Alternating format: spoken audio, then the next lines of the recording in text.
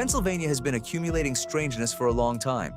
Some of it has rational explanations, optical illusions, misidentified satellites, the human brain doing what it does, working overtime to make sense of suffering and loss.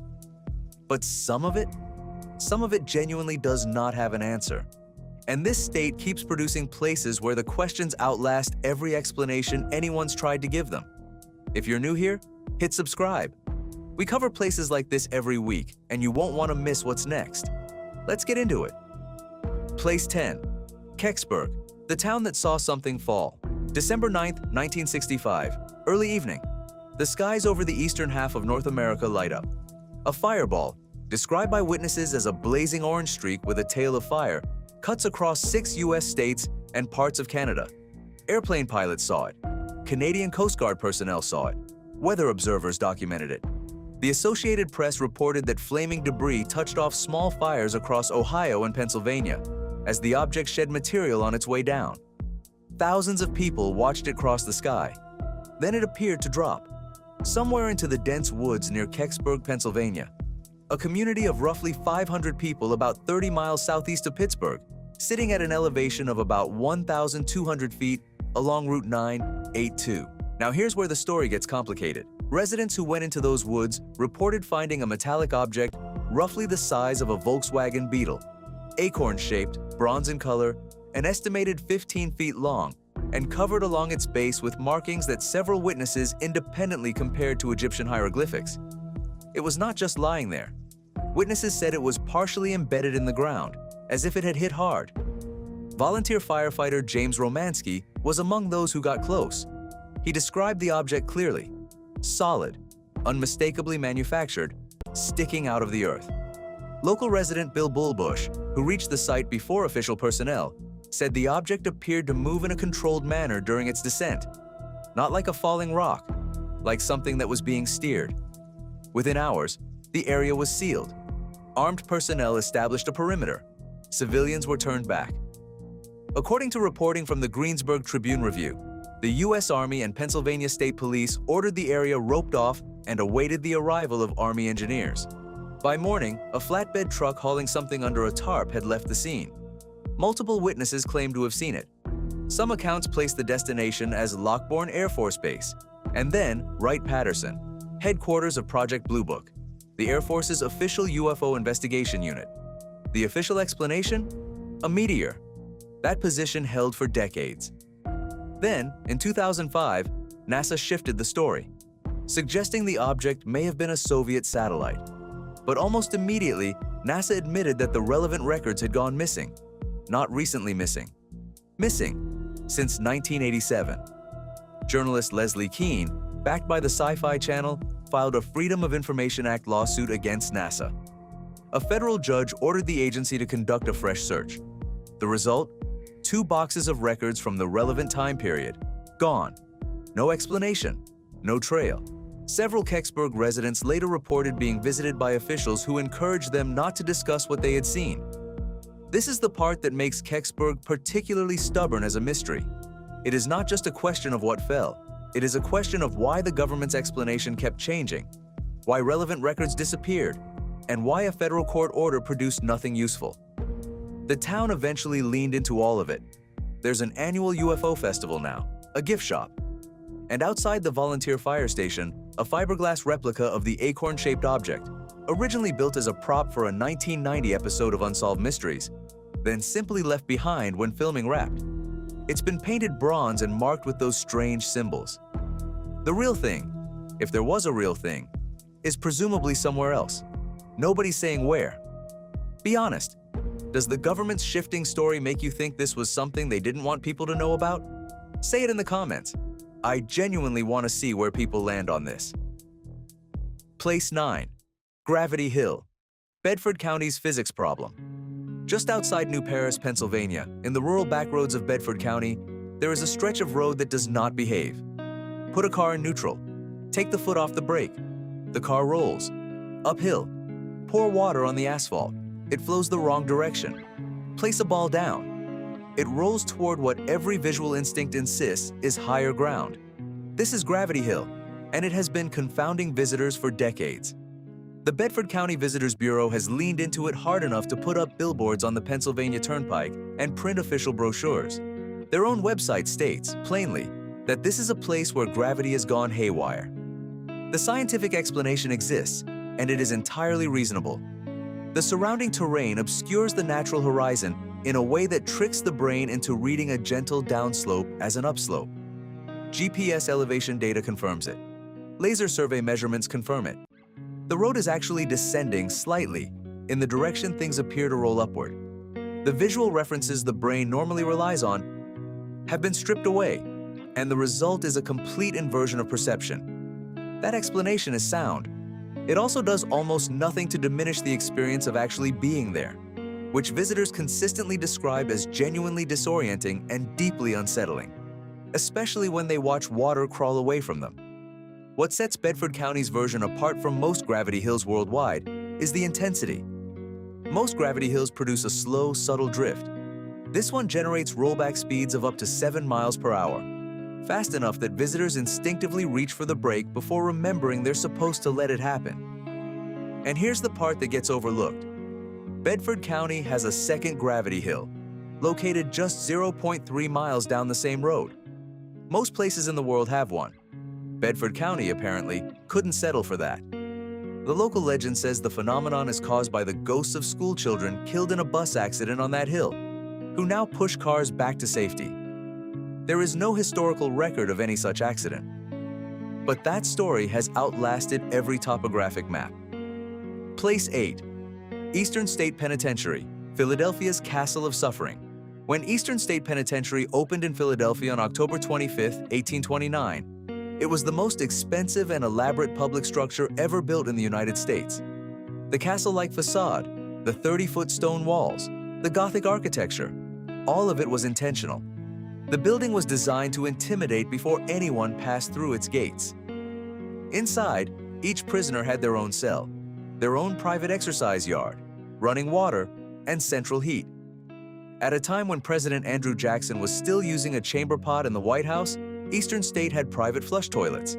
But none of that made the place humane. This was the birthplace of what was called the Pennsylvania system, solitary confinement as a philosophy of rehabilitation.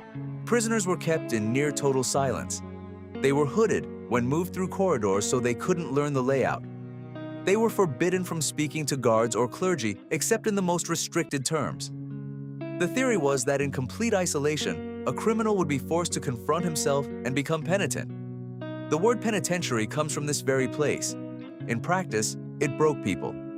Charles Dickens visited in 1842 and came away appalled. He wrote afterward that the suffering the system caused was greater than any person has the right to inflict upon another. Over the roughly 142 years it operated, somewhere around 80,000 men and women passed through its walls. Among the more famous, Al Capone, arrested in Philadelphia in 1929 for carrying a concealed weapon and sentenced to 8 months at Eastern State. His cell on what guards called the Park Avenue block was reportedly furnished with fine furniture, oil paintings, oriental rugs, and a personal radio. Reporters who visited described it as a comfortable living room. Despite the luxury, Capone did not sleep well there. Other prisoners reported hearing him scream in the night, begging someone named Jimmy to leave him alone. Capone himself later said he was haunted by the ghost of James Clark, one of the victims of the St. Valentine's Day massacre. After his release, the haunting reportedly followed him. He eventually hired a psychic medium to intervene. It did not appear to work. The prison closed in 1971. Vines crept through the cell blocks. Cats moved in, eventually an entire colony. When restoration began, the cats were captured and neutered. As they died off naturally, sculptor Linda Brenner installed 39 bronze cat figures across the property, made from a material designed to dissolve slowly over time, a kind of permanent monument to temporary occupants. Former locksmith Gary Johnson, who worked on the restoration, once described walking into cell block 4 and feeling watched, then seeing what he called a dark shadow leap across the corridor. Today, Eastern State operates as a museum and National Historic Landmark. Whatever remains inside its walls has been accumulating for nearly 2 centuries. That much is not in dispute. Place 7. Penhurst State School, the shame of Pennsylvania. In 1908, a facility opened in Spring City, Chester County, designed to house people with intellectual and physical disabilities. The Eastern Pennsylvania State Institution for the Feeble-Minded and Epileptic. The first patient was admitted on November 23rd of that year and given a number instead of a name. Within 4 years, Pennhurst was already overcrowded. The state began sending immigrants, orphans, and criminals in addition to those the facility was built for. A facility designed for 500 people surpassed 2,800 residents within a few years. By 1957, that number had grown to 3,500. In 1968, a television reporter named Bill Baldini aired a 5-part investigative series on Philadelphia's NBC affiliate. He called it "Suffer the Little Children." The footage was devastating. Children restrained to beds, patients left largely unattended, overcrowded day rooms. Newspaper headlines called it what it was: the shame of Pennsylvania. The legal aftermath was significant. A federal class action lawsuit was filed in 1974. 3 years later, U.S. District Judge Raymond Broderick ruled that conditions at Pennhurst violated the constitutional rights of its patients. The case reached the U.S. Supreme Court multiple times and produced what became known as the Pennhurst Doctrine, a significant precedent in states' rights law. The facility closed in 1987. The remaining 1,156 residents were placed into community homes. The campus, 32 original buildings across 634 acres, was largely abandoned for years. In 2010, it was purchased by a private developer and opened as a seasonal haunted attraction. The backlash from disability advocates and historians was immediate and sustained. Disability studies historian Sarah Handley Cousins put it plainly: the patients who lived at Pennhurst weren't spooky spirits. They were human beings with complex lives. Pennhurst is now on the International Coalition of Sites of Conscience, a worldwide network of historic places dedicated to the memory of struggles for justice. The tunnels connecting the buildings are still there. So are the day rooms. And whatever else is decided to stay. This is one of those places where the question isn't really about the paranormal. The question is about how we treat the most vulnerable people and whether we ever truly reckon with what was done. Which side do you fall on? Should Pennhurst be a museum or stay as it is? Comment below. Place 6. Penn's Cave, America's only all-water cavern. In Center County, not far from State College, there is a cavern that can only be entered by boat. Penn's Cave is entirely flooded. Visitors travel its half-mile length on a flat-bottom motorboat, drifting through limestone chambers hung with stalactites under a ceiling that rises as high as 30 feet above the water. The boat actually exits through the back of the mountain, circles Lake Nittany outside, and returns through the cave's entrance. It has operated as a commercial attraction since 1885, one of the oldest show caves in the country, placed on the National Register of Historic Places in 1976. But the cave's oldest story is considerably darker than any tourist brochure suggests. The legend, recorded by folklorist Henry W. Shoemaker in 1902 and said to have been passed down by an aged Seneca elder named Isaac Steele, tells of a French trapper named Malachi Boyer. He came to the region in the early 1700s and fell in love with Nittany, the daughter of a Seneca chief named Okocho. The tribe did not permit marriage outside the tribe. When Malachi and Nittany attempted to escape together, they were captured by her 7 brothers. The father's punishment for the Frenchman was to be thrown into the water-filled cavern and left. For a week, Malachi swam the cave's lengths in complete darkness, searching for an exit. The brothers weren't guarding. He found none. Unwilling to let them see him die, he retreated to a dry recess at the far end and died there. His body was later weighted with stones and lowered to the cave's deepest point. The legend says that on still summer nights, an echo moves through the cave that sounds like someone calling out a name: Nittany. That name lives on everywhere. It's the inspiration for Mount Nittany, Nittany Valley, and Penn State University's famous mascot, the Nittany Lion. 2 tour guides at Penn's Cave have separately reported hearing what they described as a male voice speaking a name in the darkness. On different occasions, years apart, the family that has operated the cave since purchasing it at a sheriff's sale in 1908 for $12,000 makes no dramatic claims. The cave speaks for itself. One final detail worth noting. According to local historian Henry W. Shoemaker, the first documented private owner of this land was a man named James Poe, a lesser-known relative of Edgar Allan Poe, which feels like either a coincidence or like the state of Pennsylvania simply cannot help itself. Place 5.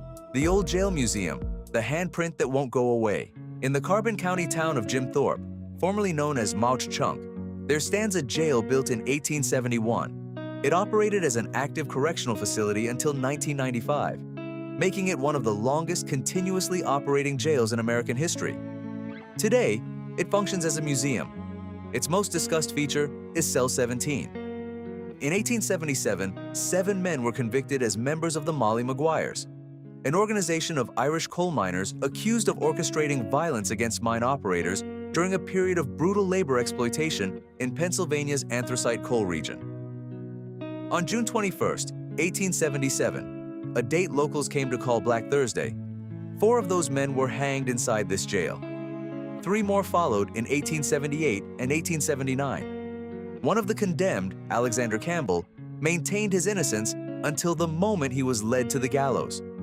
Before being taken, he pressed his hand against the floor of Cell 17, then firmly pressed that dirty palm against the wall and declared that it would remain there forever as proof of his innocence. The handprint is still there today. It has been painted over. It has been scrubbed with harsh chemicals. According to some accounts, the very section of wall containing it was torn down and replaced, and the handprint returned. A forensic scientist who examined it using infrared photography in the 1990s concluded that it had never actually been successfully painted over, despite all the attempts. The museum makes no dramatic claims about it. They simply take visitors to Cell 17 and let them draw their own conclusions. Whether Campbell was guilty is a question historians still actively debate. Both chambers of the Pennsylvania legislature have since passed resolutions, House Resolution number 527 and Senate Resolution number 235, asserting that the trials of Campbell and the other convicted Molly Maguires were, in their words, inherently unconstitutional. In 1979, the alleged leader of the organization, Jack Blackjack Kehoe, was posthumously pardoned by the governor of Pennsylvania. The handprint remains through all of it. Here's the thing. A forensic examination confirmed this mark exists. The legislature passed resolutions calling the trial unconstitutional, and still the handprint stays. Agree or disagree? Do you think something beyond explanation is happening in that cell? No middle ground here. Drop your answer below. Place 4. Gettysburg, the battlefield that never quite emptied. Between July 1st and 3rd, 1863, roughly 50,000 men were killed, wounded, or went missing at Gettysburg. It was the bloodiest engagement of the American Civil War. More Americans died in those 3 days than in every U.S. conflict combined up to that point in history. The town of Gettysburg, population roughly 2,400 at the time, was suddenly left with 22,000 wounded soldiers, almost no medical supplies, and no plan. Residents opened their homes, barns, and churches. The dead were buried hastily in shallow graves across farms and fields. Many bodies were not recovered for weeks.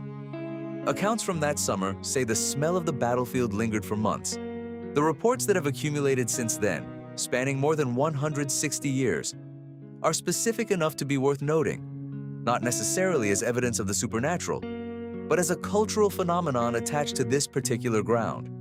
At Devil's Den, the rocky outcropping Confederate sharpshooters used on the second day, visitors have repeatedly reported encounters with a barefoot man in ragged buckskin and a wide-brimmed hat who offers to show them where to aim their cameras, and then disappears. Park historians have documented this figure often enough to reference it in visitor materials.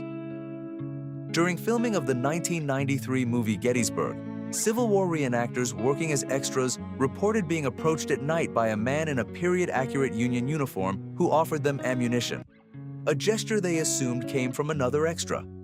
He handed it over. No one working the film claimed to have put him there. At Little Round Top, at the Farnsworth House Inn, at the gates of Evergreen Cemetery, the accounts layer and contradict and keep building. The National Park Service does not offer ghost tours on the battlefield itself, noting that it is sacred ground. The town around it has made an industry of the stories regardless. What Gettysburg is, beyond all the accounts, is a place where something enormous happened, so concentrated and violent and human that it seems almost natural people struggle to believe. It simply ended. Place 3.